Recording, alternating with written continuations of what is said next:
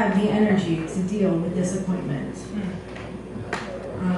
Anxiety, unrest, coasting on the edges of my self-possessed sinking ship, self-esteem mentality.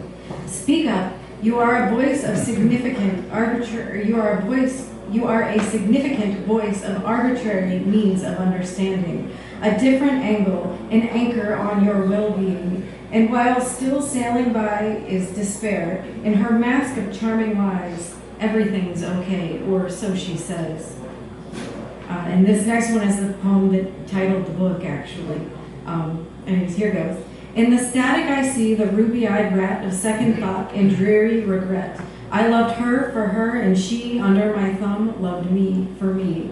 Simplicity is the command of confidence, conviction to bind, unwind, only to find her life run out. Sitting on my shoulder is her sweet memory, the ghost of melancholy. Creations of the mind imagine up the worst while kingdoms are built around me. All I can see is the dust and debris of what used to be.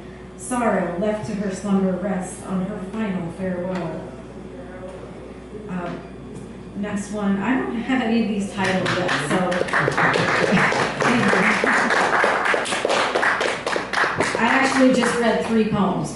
Good. So this next one is, I don't know, a lot of these are built around grief. I'm sorry, what? 3 is fine. Oh, I got lots. So the next one is about grieving and how I'm annoyed with it.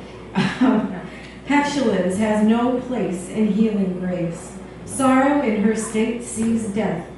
Take a vow to wit well lived. She leaves me asking, how can I give when abuse steals charity from my calloused hands? Petulance is scheming in his head as sorrow learns to cope alone with unfamiliar emptiness. Unfamiliar, here am I, inhibition, nonsense, and a daydream of what I used to be. A life I can no longer see, sees death so death bids a bitter farewell, hello again.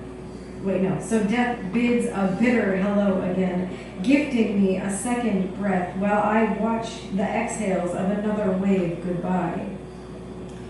Okay, so thank you. So we're on another page here. We're in March, because this is a poetry journal, so here goes. London's fog has its hold on me. I can't see the sun. A wish, a reality, I can't see the beauty of the world. The lonely windowsill sits to my right, but I cannot fight my plight of interrupted thinking, which has me sinking into the fabric of my mindset.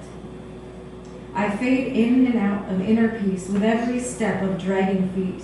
The skin so tender has time to heal and callous over tremendous pain. Swollen backs, swollen muscles. Do we ever get a break, you and I?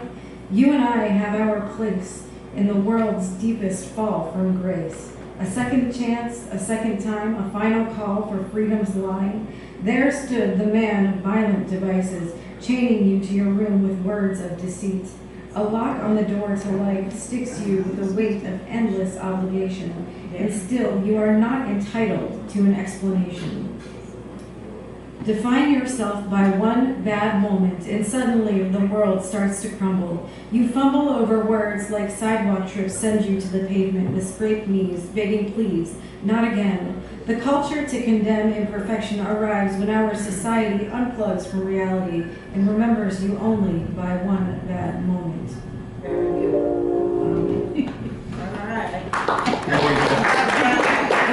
I done, or do you want me to keep going? Yeah. Okay, so this next one was written March 19th. Chaos is a point in time when patience sees leaves on green trees flee, and hairs on heads turn gray in the state of disarray defined as life. So pride smiles and looks aside as chaos battles human wit. We can overcome, or we can be overcome. That little thing called life goes on with the ambition of a first-time mechanic who repairs their car with paper clips and wishes. Hard times do not discriminate. Everyone is subject to a chaotic fate. I don't want to read that next one.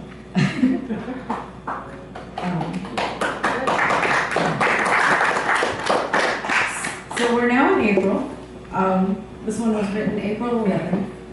Where are my words painting you a hue under Aurora's umbrella of Chameleon Lane? Crushed velvet, crushed dreams create movement among the lifeless sympathies sold by soulless companies.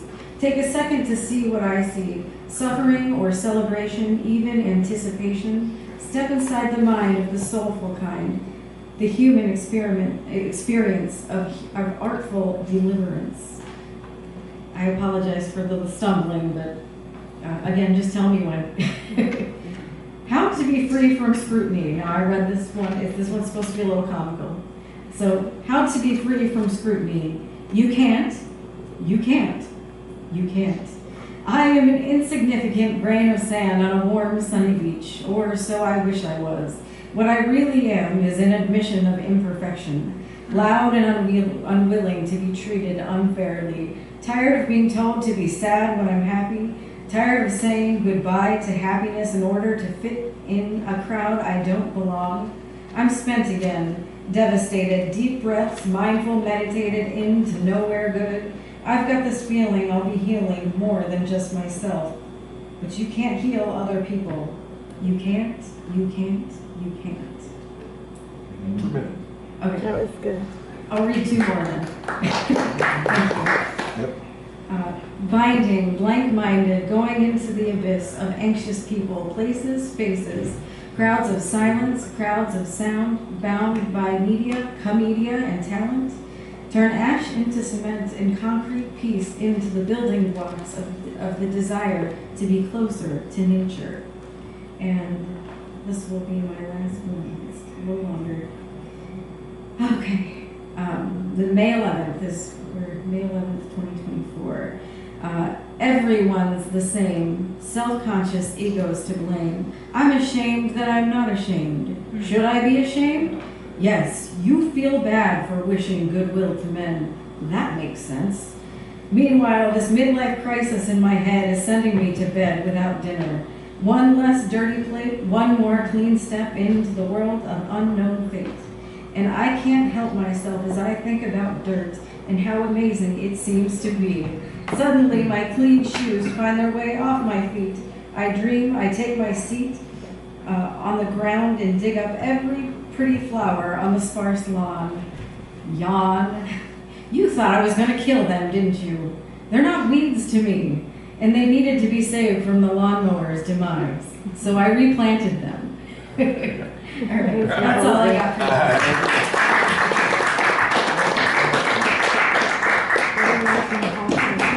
All right, one more time, please. We got Nita D's coming up now. Nita D's.